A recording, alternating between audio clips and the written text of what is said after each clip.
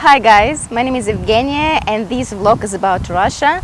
This time I decided to talk to my friend from Great Britain, Hugh Willian. He studied Russian for more than 12 years and lived in Russia for more than 4 years. So he has his own opinion on life in Russia. If you are interested, continue watching. The first question will be about how you started to learn Russian. Why did you decide to go to Russia?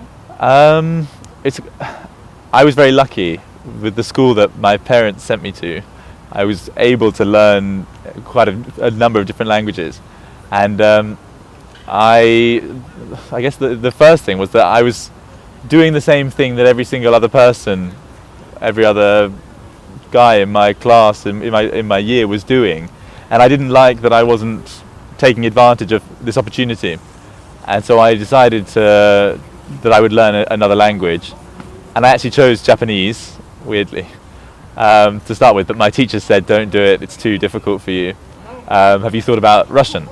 And then I thought about Russian a bit more, and I thought about, I'd been given books about the Second World War as a child, and had really enjoyed the stories about the Soviet Union and about about Stalingrad and all the rest of it. And I also found the difficult relationship between the West and the Soviet Union, or I didn't know the Soviet Union, but Russia. I found that interesting, and I found it difficult to believe that there was a whole sort of nation of people that we were supposed to dislike.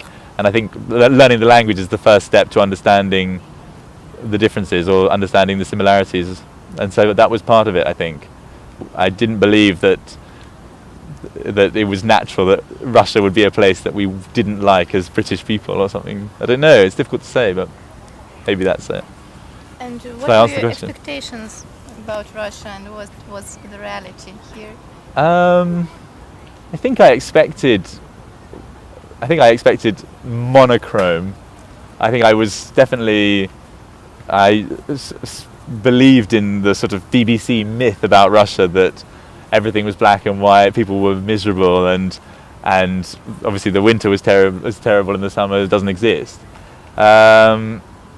So I think I was expecting it to be really tough, and I was expecting people to be really unkind.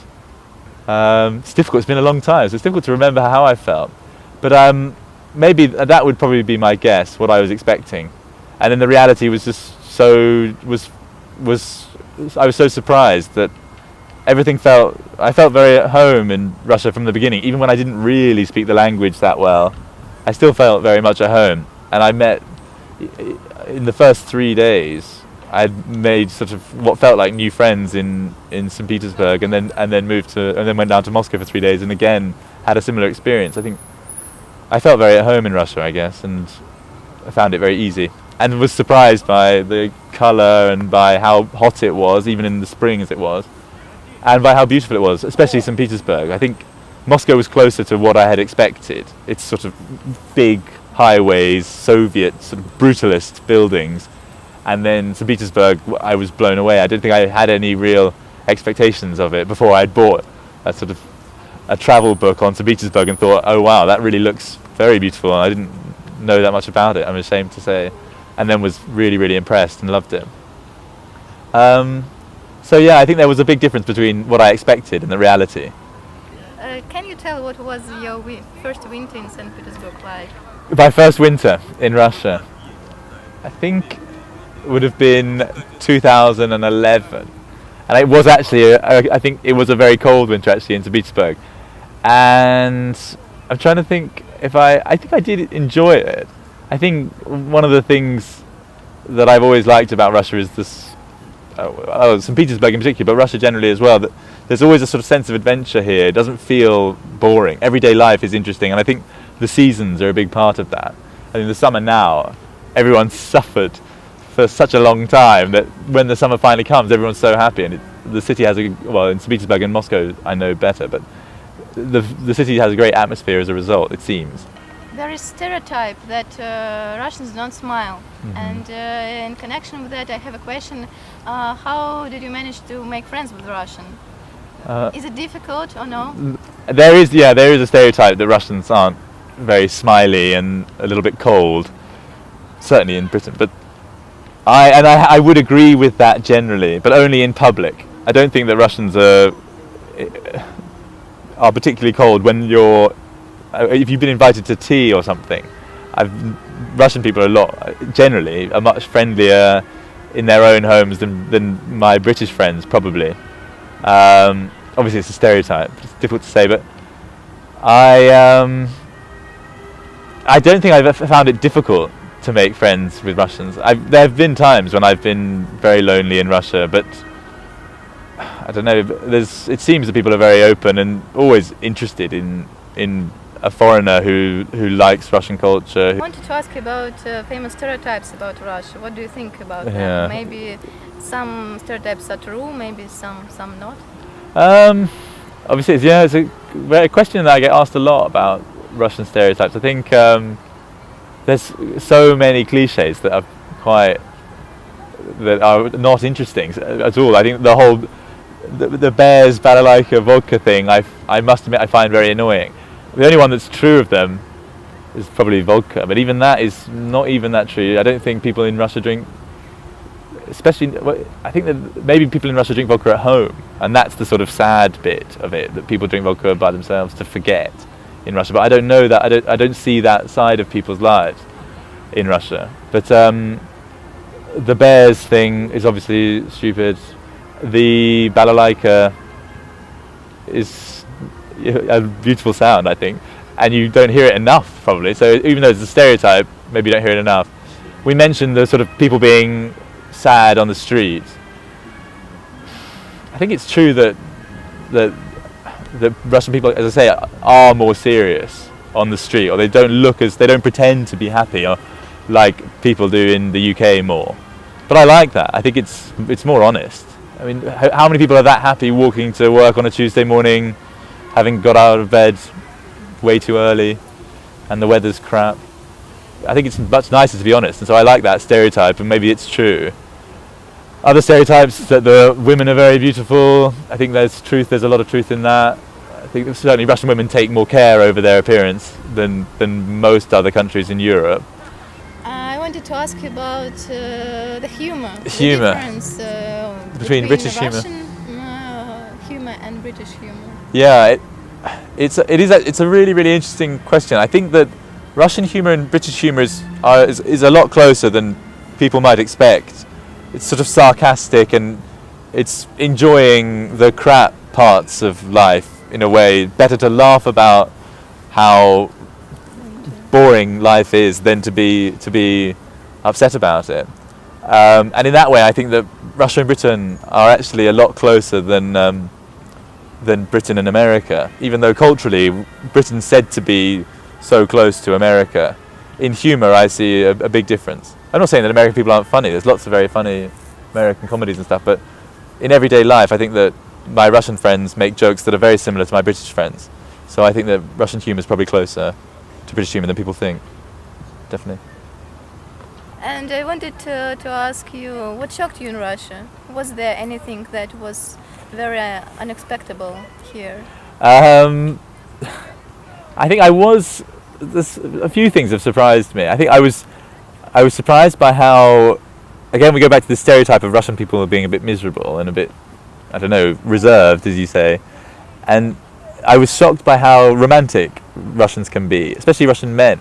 It's strange that you have this sort of quite thuggish, big Russian burly man, brutalny Russian chuvak, who is holding his girlfriend's Louis Vuitton handbag for her as she does her makeup and is bringing her another bouquet of flowers. I think I was surprised by that. I didn't expect Russians to be very openly romantic. And you don't get that so much in Britain. You wouldn't see, as you do here, men constantly walking through the metro holding bouquets of flowers for their girlfriend, or PDAs, public display of affection, as we say in England. You don't get it so much, whereas in Russia there's a lot of it. It does feel a more romantic place, I think. Certainly, I think St. Petersburg as well. St. Petersburg's very, very romantic, I think. I was shocked by that. But I think it is connected with the fact that relations between women and men in Britain and Russia are a little bit different. Different in some ways.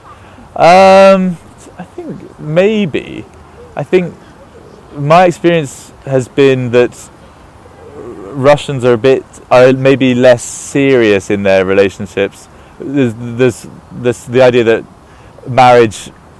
you will get married once and maybe have a child, then get divorced. That's definitely going to happen, and then I don't know. It does seem that marriage, especially in Russia, doesn't seem a very serious thing. You think so? Is that less serious than in Britain? Less serious than in Britain, because I don't know if it's a religious element, because typically there's no religious element to the wedding ceremony in Russia. It's the Zak's office with your friends. You sing the hymn of the city or whatever it is, and it doesn't. I don't know. It's not quite the same. Whereas in Britain, it's a big deal. It's I don't know, a promise before God, and it's not that really matters anymore, but it's really, really expensive. I know that people spend a lot of money on weddings here, but they don't spend the same amount. You know, in Russia, some people take credits for the wedding. Well, I'm sure they do that in England as well, or in Britain. But it's funny when they get divorced before. Yeah, well, exactly. Yeah, it's probably often the way in Britain as well. But I think maybe it's because maybe it's the feminist element in Britain. This is obviously a tricky topic, but women in Britain, I don't think they feel the same pressure that Russian women feel, because Russian parents, I think maybe the Soviet mothers and the Soviet fathers are saying, I had 3 children when I was your age, I'd been married for 5 years, and our generation of Russians are a bit confused about if they're 24, should they be married already? Or just because my grandmother had 3 children at 24, does that mean that I should? And I think the feminist influence in Britain gives women that power to say, no, I'm not going to think about what my parents did, I'm not going to think about what my grandparents did, I'm going to think about what's right for me. Yes, I want to have a career, no, I've not found the right man, and no, I don't care, and I'm not going to really feel the pressure so much. I also think that it's more difficult for Russian women as well, because there is a sense here that there are more women, there's more and maybe fewer eligible men, and so maybe it's another there's more maybe it is, yeah, I think it is, but I think there's truth in that one. I think that it's easier for men here. It's too easy for men here. Russian women are too generous, I think.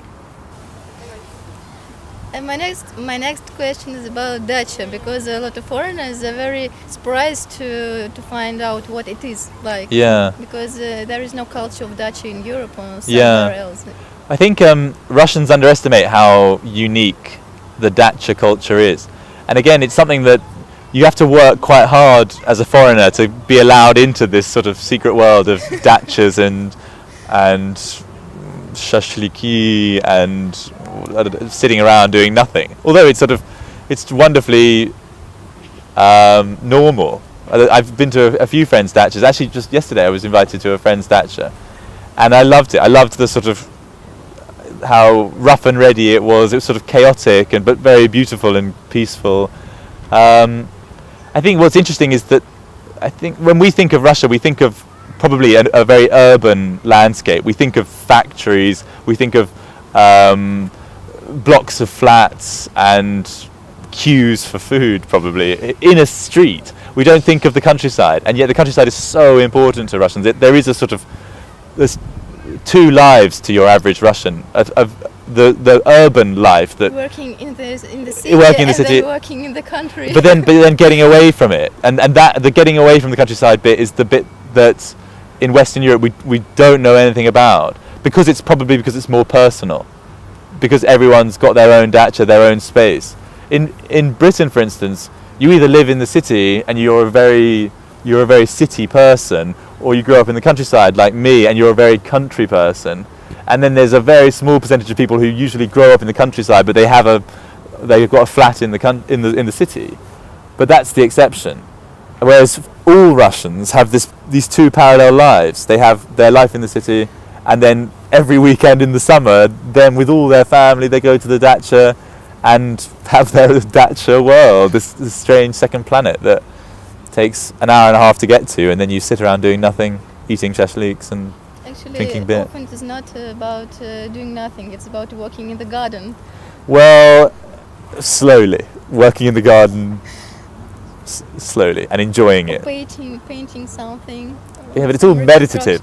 It's all sort of, I don't know. At least it is not sitting on the computer. Absolutely, yeah, absolutely. Anything but that, it seems. Reading, talking, and not being in a city. I think that's the crucial bit of it. But I love it. I think it's such a great thing. I think probably underestimate how lucky you are that almost every family's got a dacha. The idea of having it's a big luxury for people in Britain. Just don't have so much room. Russia's so big. There's just room for everyone. It's weird. But yeah, it's a really cool part of Russian culture that not that many people see, I don't think. So you're lucky to see it? Well, I mean, I've earned it, I reckon. I've 12 years learning the language and lived in Russia for 4. So I reckon I've earned it. I don't care what you say.